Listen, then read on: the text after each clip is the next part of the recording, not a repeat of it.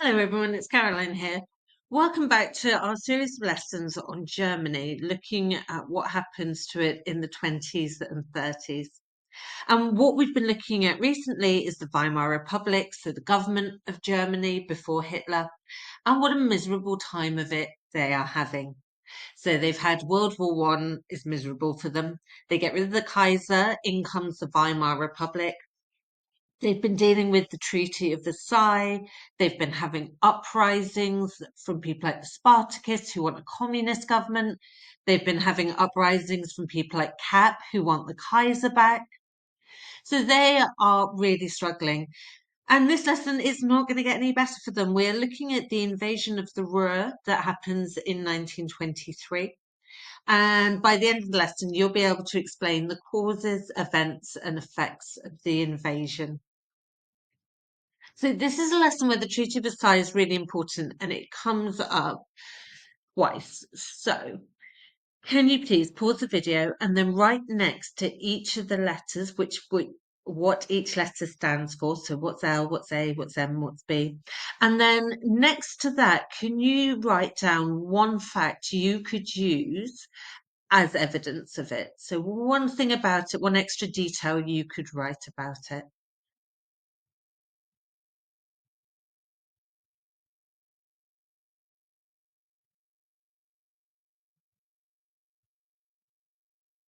Okay, so L is for land. So the territories lost. Maybe you talked about all of the overseas land being taken off them. Maybe you talked about the Polish corridor. A is for armed forces. So remember, 100,000 men. No air force, no submarines. M we're going to do in a bit, but B is for blame. So remember, Article 231 says that Germany totally to blame with its allies for World War Two. So this is the area we're talking about. So we've got Germany there in the middle in yellow. The sort of yellow cross-hatched one off to the west is the Rhineland. So do you remember in the Treaty of Versailles, they weren't allowed to put their soldiers there. So the fancy name for no military is demilitarized zone. So none of the German army is allowed in that area because it's just on the border of France. And then just north of there in that beige colour, we've got the Ruhr. And that's where we're going to focus. So it's an area of Germany and it's where all their industry is, or a lot of their industry. So lots of factories, lots of natural resources coming out of the Ruhr. So that's where we're looking at today. We're still in Germany. The Ruhr is just a part of Germany. So then, could you remember how much were the reparations that Germany had to pay in the Treaty of Versailles? So a reparation is just money that you give if you've done something wrong. So remember, because Germany has to take the blame for the war, it's called reparations rather than just money, because it's saying that Germany did something wrong, now they have to pay.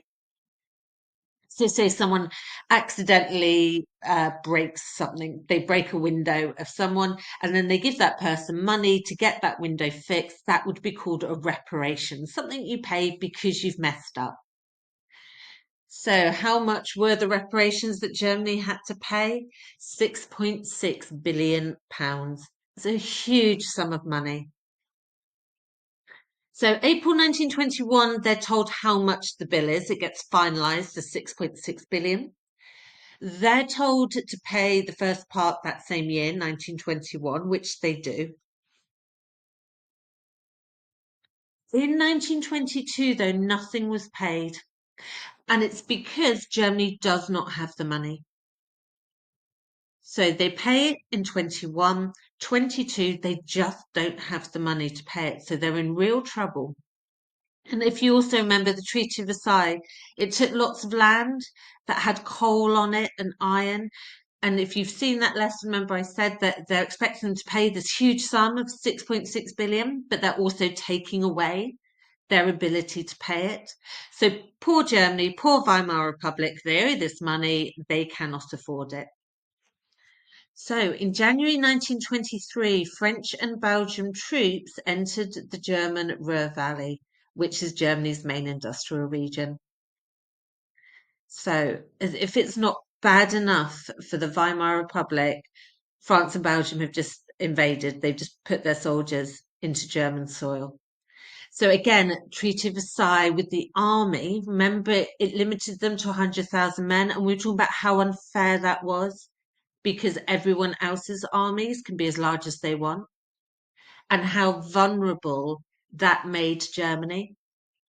So when Germany came to sign the Treaty of Versailles, they jumped up and down about the armed thing and said, this makes us really vulnerable. Other countries could just invade us.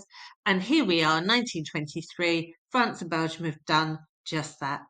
And you can see the picture on the board. So this is French, Belgian troops marching into Germany 5 years after World War One's over, and you can see all the men in the crowds.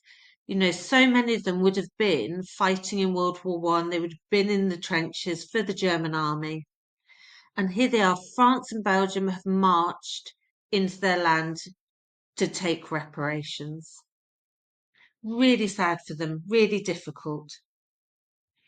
So, what do they do during the invasion? So, France and Belgium want their money.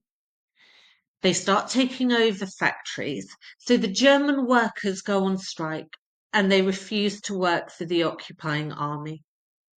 So France and Belgium take over the factories. They tell the German workers to keep going, but instead of the things they're making are going to be sold by the Germans, they're going to be given to the French and Belgium to pay off the debt. So lots of German workers are like, absolutely not. I signed up to work for a German company. I'm not just working for the French, the Belgians. Some Germans went further, set factories on fire, destroyed equipment so the factories couldn't produce anything. There were clashes with the French troops and a number of strikers were shot. So really horrible. And obviously this is seen all over Germany. You don't have to be in the Ruhr to know this is happening. Everybody in Germany is outraged that this has happened. So then what it means as a result, why is it so important? So in the short term, the strikers were seen as heroes across Germany. So all of Germany gets behind the strikers in the Ruhr.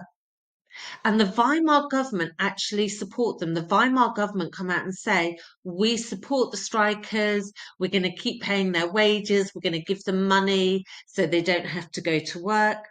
So Weimar government very temporarily gets a bit more popular. They're seen as backing the heroes.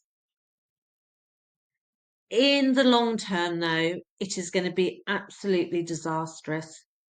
So the strike meant that fewer goods were produced. So it made the inflation that was happening at the time even worse. So the cost of living was going up. The resistance had a huge impact on the economy. And what the government do is they start to print more money to pay the striking workers. So this would lead to something called hyperinflation. So inflation when prices go up, hyperinflation when they go up really quickly. And it's going to absolutely destroy the German economy. So it started bad, it got even worse throughout the lesson. It's going to get even worse next lesson where we look at the effects of hyperinflation.